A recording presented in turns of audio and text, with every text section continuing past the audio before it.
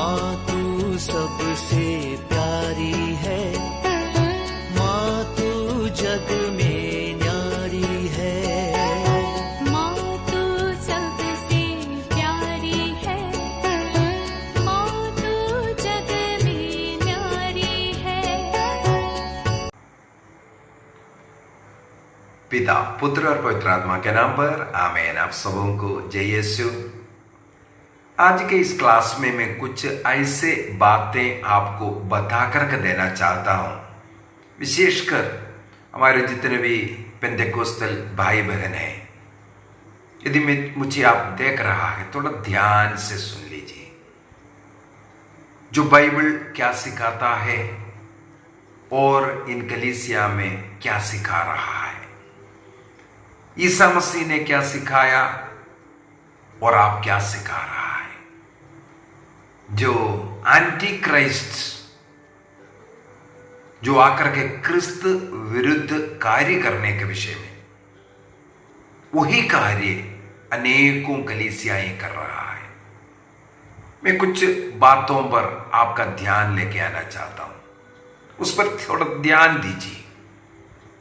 यदि आपको समझ में आ रहा है, पवित्र आत्मा का प्रज्ञा यदि आपको मिल रहा है, आप इस बात पर चिंतन कीजिए, बाइबल को पढ़िए, झूठी शिक्षाओं के पीछे मत जाइए। जो बाइबल क्या कहते हैं उसके अनुसार। सबसे पहले कई लोग झूठी ऐसे ऐसे प्रचार करते हैं, ईसा मसीह ने कोई कलीसिया स्थापित नहीं किया। हम लोगों ने कई क्लासेस उसके ऊपर डाला। ईसा मसीह ने कलीसिया स्थापित किया। क्यों किया? जो बपतिस्मा प्राप्त ईश्वर द्वारा बुले हुए जो लोग, उसका समुदाय कलीसिया है, वो मसीह से जुड़े हुए रहता है। मसीह ने उस कलीसिया का पालन करने के लिए संत पापा को अधिकार दिया, पेत्रुस को अधिकार दिया। उनका उत्तराधिकारी आज भी संत पापा है। तो इस प्रकार प्रभु ने एक सिस्टम बनाया ताकि लोग भटके ना, गलत शिक्षाएं उनके बीच में ना होवे। इसके लिए प्रभु ने एक सिस्टम बनाया। उस सिस्टम का नाम है कलीसिया। कलीसिया क्या है?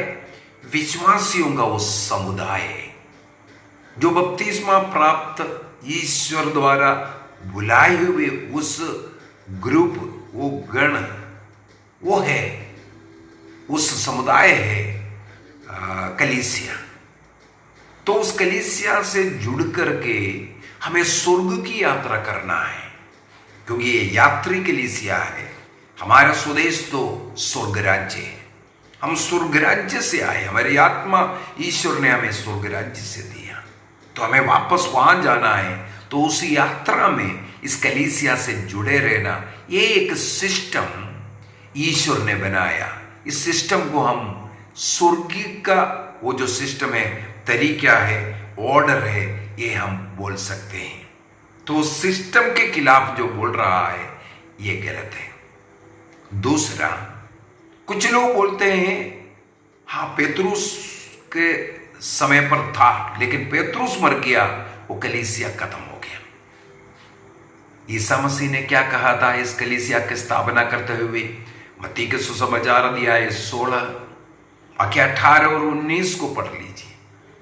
अधोलोक के फाटक इसके सामने ठीक नहीं सकता कहा। इसका मतलब ईसा मसीह के दोबारा आगमन तक वो जो कलीसिया मसीह ने स्थापित किया पेत्रुस के चट्टान पर, उसके सामने अधोलोक के फाटक टिक नहीं सकता।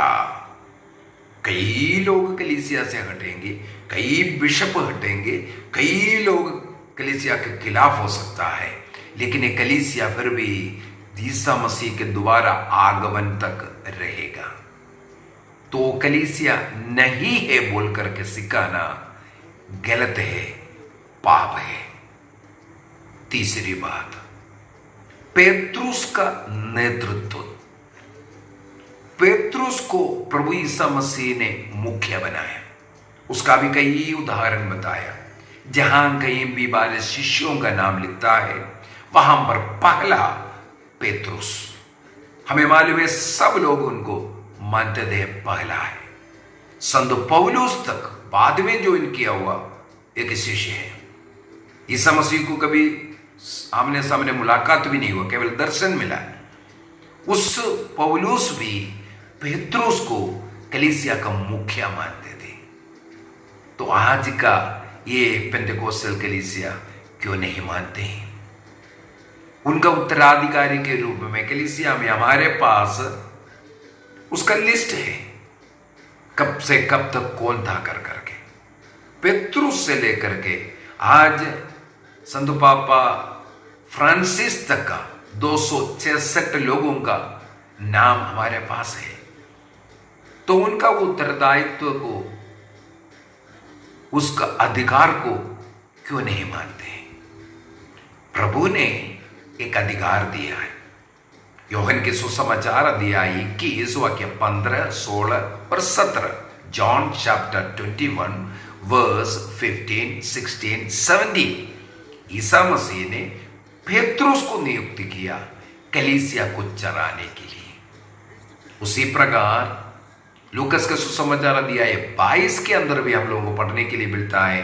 ईसा मसीह ने कहा, शैतान को तुम लोगों को भटकने का अधिकार मिला है, लेकिन मैंने तुम्हारे लिए प्रार्थना किया। किसे? पेत्रुस को कहते हैं, मैं तुम्हारे लिए प्रार्थना किया। पढ़ लेता हूं, लूक चैप्टर 22 वर्स 31।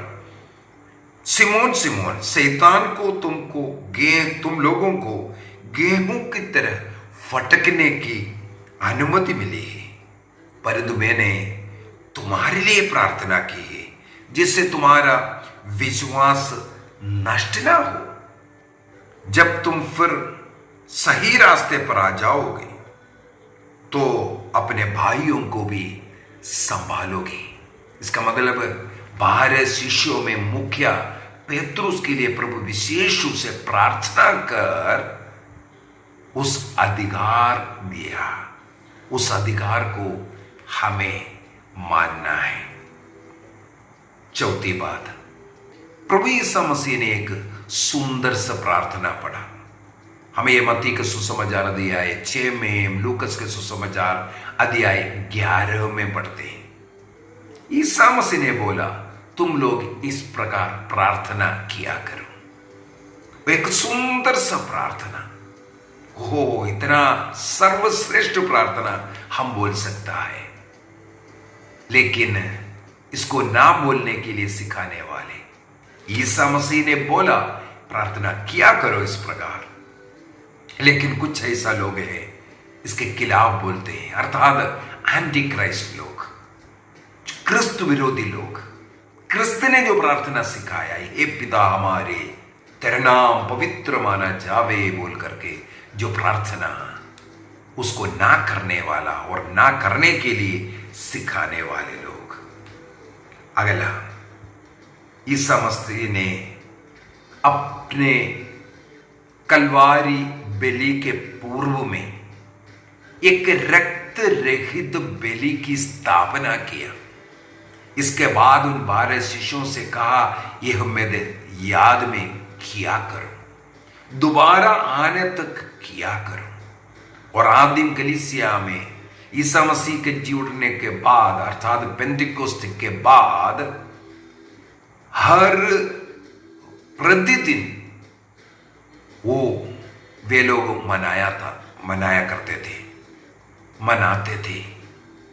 लेकिन आज बड़े दुख की बात है, 16वीं सदी तक के मनाते आए अपॉस्टलिक चर्चेस में आज भी प्रतिदिन ये बलि मनाया आता रहा। लेकिन कुछ कलीसिया बोलता है जरूरत नहीं है, मत मनाओ। बाइबल के खिलाफ, ईसा मसीह के खिलाफ एंटी क्राइस्ट कार्य करने वाले, जो ईसा मसीह ने जो स्थापित किया हुआ इस बलिदान को, रोटी दाखरस का बलिदान को नहीं मनाने वाले। और ईसा मसीह ने शिष्यों को देख करके कहा, यह मेरा शरीर है, यह मेरा रक्त है। शरीर का प्रतीक या रक्त का प्रतीक नहीं बोला, शरीर और रक्त के रूप में उसे दिया। और योहन के सुसमाचार अध्याय 6 के अंदर बार बार बोला, मेरा शरीर सच्चा भोजन है, मेरा रक्त सच्चा पेय है, इसे जो ग्रहण करेगा उसे अनंत जीवन मिलता है। लेकिन बड़े दुख की बात है, ईसा मसीह की शिक्षा को उसी समय पर कुछ शिष्य लोग बोले कठिन शिक्षा बोल करके उन्हें छोड़ करके गया था। तो ईसा मसीह को छोड़ करके अपनी शिक्षा चलाने वाले कलीसिया, इन वचनों को पढ़ करके अपना मन परिवर्तन कीजिए। लोगों को झूठी शिक्षा दे करके अपनी ओर, शैतान की ओर आकर्षित करना ये गलत है, ये नरक दंड के योग्य है। अगला, ईसा मसीह ने जो पुराना विधान इस्तेमाल किया, उस बाइबल ग्रीक ट्रांसलेशन का बाइबल को इस्तेमाल किया। कैसे मालूम? ईसा मसीह ने जितने भी पुराने विधान का वचन बोला है, या आदिम कलीसिया के जो शिष्य लोग, पेत्रुस, पौलुस, उनके पत्र को भी हम लोग पढ़ सकते हैं। जो कोट किया है, जो कोटेशन में जो बोला हुआ है, अनेकों वो जो ट्रांसलेशन ग्रीक ट्रांसलेशन का है। इसीलिए आदिम कलीसिया को मालूम था यही बाइबल था, उसी को कंटिन्यू करके आया। 382 में निर्णय किया उसी ग्रीक परिभाषा अर्थात सेप्तजिंत जो बाइबल है उसी को इस्तेमाल करने का, जो ईसा मसीह ने इस्तेमाल किया, जो आदिम कलीसिया ने इस्तेमाल किया। 382 में उसका मापदंड बनाया, कैनन बना करके आज कलीसिया में मिला है।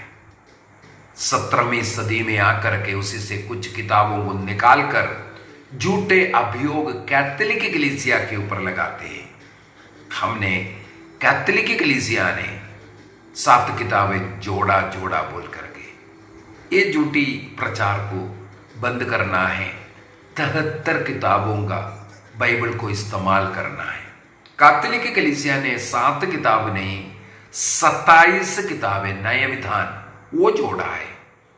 मूसा के नियम के अनुसार उसमें जोड़ना नहीं, घटाना नहीं बोला। इसमें कैथोलिक कलीसिया ने 27 नए विधान के किताबों को जोड़ करके हमें दिया। इसलिए आज हमारे हाथ में 73 किताबों का बाइबल है। तो झूठे शिक्षाओं देख करके लोगों को भ्रम में मत डालो और स्वयं जो सत्य बातों से दूर ना रहे। कई इस प्रकार का पाषंडताएं सिखा करके लोगों की आत्माओं को नष्ट मत कीजिए। अगला, ईसा मसीह ने कलवारी क्रूस पर योहन का सुसमाचार अध्याय 19 वाक्य 25 से आगे हम पढ़ सकते हैं, अपनी मां को हमें दिया। योहन जिसे ईसा मसीह प्यार करते थे, बाइबल के अंदर बार बार लिखा हुआ शब्द है जिसे ईसा मसीह प्यार करते थे। ईसा मसीह जिसे प्यार करते थे उन्हें अपनी मां को सौंपा और वो शिष्य उसी क्षण उन्हें स्वागत किया। अनेकों लोग उन्हें स्वागत किया, शिष्य समुदाय उन्हें स्वागत किया। इसका उदाहरण है शिष्यों के साथ बैठ करके मां प्रार्थना कर रहे थे जब पेंतिकोस्त के समय आया, जिसे शिष्य समुदाय ने स्वीकार किया, उसे आप लोग क्यों नहीं स्वीकार करते? ये ईश्वर की मां है, उनके विरुद्ध में बोलना डर नहीं लगता? उन्हें वेश्या कहना, रानी कहना, उन्हें देवी देवता कहना, पता नहीं कितना कितना अशोभनीय शब्द हमारे ईश्वर की, ईसा मसीह की मां के लिए ये लोग इस्तेमाल करते हैं। यदि तुम आदर नहीं करते हैं, कम से कम अनादर मत कीजिए, क्योंकि दंड से दूर नहीं जाएगा। और ये लोग ये भी सिखाते हैं, ईसा मसीह भी अपने मां को कोई आदर नहीं दिया। ओह, ऐसा सिखाना कितना गलत है। इसका मतलब ईसा मसीह को शैतान बोल रहे हैं आप लोग। जो शिक्षा दे रहा है अपने माता पिता का आदर करना, चौथी आज्ञा, ईश्वर की आज्ञा, चौथी आज्ञा, तो मां को आदर ना करने वाला यीशु को आप लोगों के सामने दिखा रहा है। अर्थात ईसा मसीह, इसका मतलब ईश्वर नहीं हो सकता। कितने झूठी शिक्षाएं दे रहा है जीवन के अंत तक। इसलिए क्रूस बलिदान के समय पर भी अपने मां के प्रति वो प्रेम दिखाया। मृत्यु के बाद यूहन्ना ने संभाले। यहां पर एक और बात, माता मरियम की पवित्रता के खिलाफ खिल्ली उठाते, अन्य संतानें हुआ बोल करके। जो कसिन ब्रदर्स, कसिन सिस्टर्स जो है, उनको माता मरियम का संतान के रूप में बताते हुए, कितना गलत। यदि एक स्त्री अपने पवित्रता का जीवन जी रहे हैं, उन्हें वेश्या बनाना उनके लिए कितना दुखदायक है, और यीशु को इसके द्वारा कितना दुख पहुंचते हैं। इसलिए इस झूठी शिक्षा देख करके लोगों को गुमराह ना करें। वो कन्या नहीं है, वो स्वर्ग नहीं गया है, वो ईश्वर की मां नहीं है, वो देवी है, वो गलत है, क्या क्या नहीं बोल रहा है। लूकस के सुसमाचार अध्याय 1 वाक्य 48 के अंदर, लूक चैप्टर 1:48 के अंदर, माता मरियम पवित्र आत्मा से भर करके एक गीत गाते हुए कहते हैं, अब से सब पीढ़ियां मुझे धन्य कहेगी। स्वर्गदूत आकर के उन्हें प्रणाम किया। जिस स्त्री को स्वर्गदूत, स्वर्ग प्रणाम किया, आदर सम्मान किया, क्या आप उन्हें आदर सम्मान नहीं करेंगे? ईसा मसीह के सामने ही एक स्त्री, लूकस के सुसमाचार अध्याय 11 वाक्य 28-29 समय हम लोग पढ़ सकते।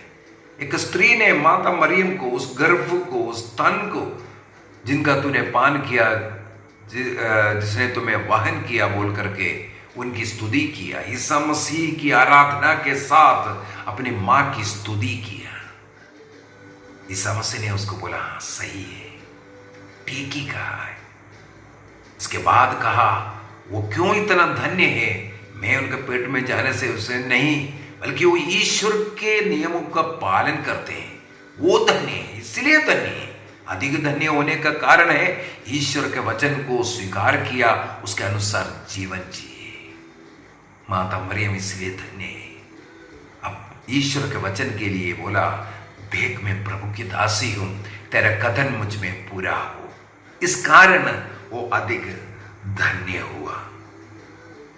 अगला पॉइंट, ईसा मसीह ने यूहन्ना के सुसमाचार उसके अध्याय 21 वाक्य 23 के अंदर कहा, स्वर्ग में जाने के पहले जी उठने वाले यीशु शिष्य लोगों को दर्शन देकर, उन्हें पवित्र आत्मा देकर के, अभिषेक देकर के उनसे कहा, तुम जिन लोगों के पाप क्षमा करोगे वे पाप से मुक्त हो जाएंगे। तुम जिन लोगों के पाप क्षमा नहीं करेगा वो पाप में बंधे रहे। इसका मतलब है वो जो शिष्य लोग, उनको ईसा मसीह ने अधिकार दिया पाप क्षमा करने का। यदि वे क्षमा नहीं करेगा, स्वर्ग में भी क्षमा नहीं करेगा, ये प्रभु ने कहा। लेकिन ये झूठे लोग क्या सिखाते हैं? किसी पुरोहित को पाप बोलने की जरूरत नहीं, वो भी पापी है।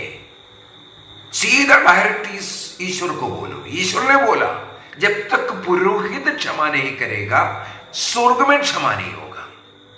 तो स्वर्ग से तुम पुकारने से, ईसा मसीह से पुकारने से क्या वो क्षमा करेगा? ईश्वर ने स्वयं ये सिस्टम बनाया है। इस भूमि में मनुष्य, पुरोहित, प्रभु का जो सेवा कर रहा है, उनको अधिकार दिया पाप क्षमा करने का। और आदिम कलीसिया से ये चलता आ रहा है। Acts chapter 19 verse 18 and 19, प्रेरित चरित्र अध्याय 19 वाक्य 18 एवं 19 में लिखा हुआ है। आदिम कलीसिया में भी पाप स्वीकार हो रहा था। वो पब्लिकली अपने पापों को स्वीकार करने का तरीका था। कैथोलिक कलीसिया ने उसको प्राइवेट कर दिया।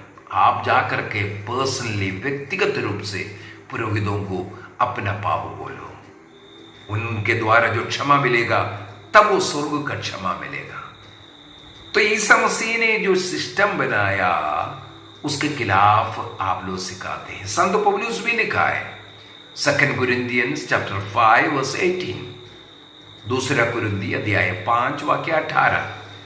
ईश्वर ने ईसा मसीह के द्वारा हमारा मेल करवाया और आज उस मेल मिलाप का कार्य हम प्रेरितों को सौंपा है। सब लोग नहीं कर सकता। केवल कैथोलिक कलीसिया का पुरोहितों को अधिकार मिला है पापों को सुनना और क्षमा करना। जिनको अधिकार नहीं है वो सिखाते हैं कि तुम लोग डायरेक्ट बोल दो, ये गलत है, सिखाइए। कैथोलिक कलीसिया का पुरोहितों को पाप क्षमा करने का अधिकार ईसा मसीह ने दिया। वो सही सिस्टम है। इसके बाद अनेकों हैं जो पुरोहिताई उसके खिलाफ भी बोलते हैं। ईसा मसीह सत्य चिरस्थाई एक पुरोहित है। उनको पुरोहिताई कभी खत्म नहीं होता और उनसे जुड़ करके जो सेवा करने वाले हैं आज के पुरोहित, जो एकमात्र पुरोहित, जो सच्चा पुरोहित ईसा मसीह है, उनके पुरोहिताई के साथ जुड़ करके उनकी सेवा करने वाले हैं आज के पुरोहित। उनसे अधिकार प्राप्त सेवा करने वाले हैं। वो पुरोहिताई जब तक ईसा मसीह का वो पुरोहिताई है, ये वाला पुरोहिताई खत्म नहीं हो सकता। अर्थात ईसा मसीह के दोबारा आगमन तक ये पुरोहिताई रखना है। क्यों रखना है? बपतिस्मा देने, पाप क्षमा करने और कलीसिया का अन्य 7 जो संस्कार है, उन संस्कारों को लोगों के आत्मिक शारीरिक आवश्यकताओं को पूरा करने के लिए उसको मनाना, ये सब अधिकार, ये विशेष अधिकार इन लोगों को, इन चुने हुए पुरोहितों को दिया है और उनके खिलाफ बोलना गलत है। ईसा मसीह ने स्वयं पुरोहितों का आदर सम्मान किया है। ईसा मसीह ने कोड़ी को शुद्ध किया। इसके बाद ईसा मसीह ने उनसे कहा जाकर के पुरोहितों को दिखाओ, पुरोहित सर्टिफिकेट देगा तब माननीय होगा। ईसा मसीह स्वयं चंगाई दिया लेकिन सर्टिफिकेट के लिए पुरोहित के पास भेजते हैं। तो पुरोहितों का आदर कीजिए, सम्मान कीजिए और साथ ही साथ कलीसिया के विरुद्ध में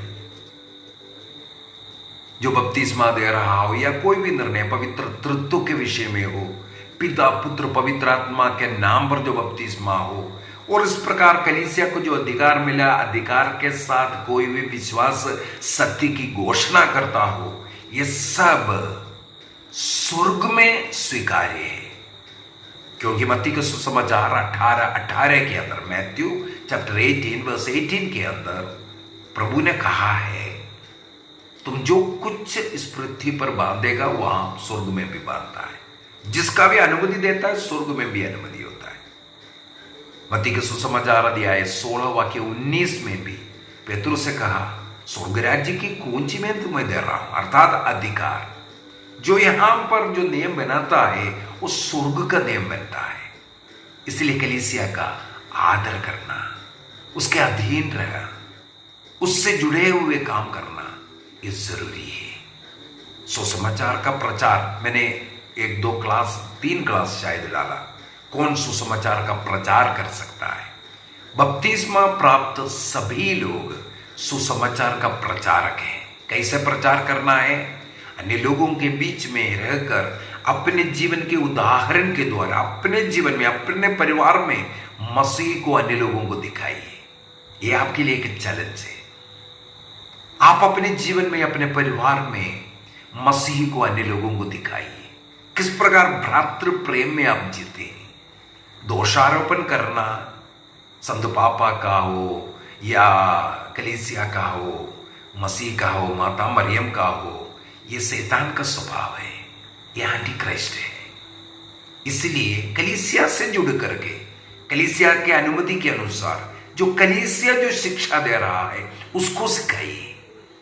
उसके विरुद्ध जो भी सिखाता है वो सब के सब शापित है, गलत है।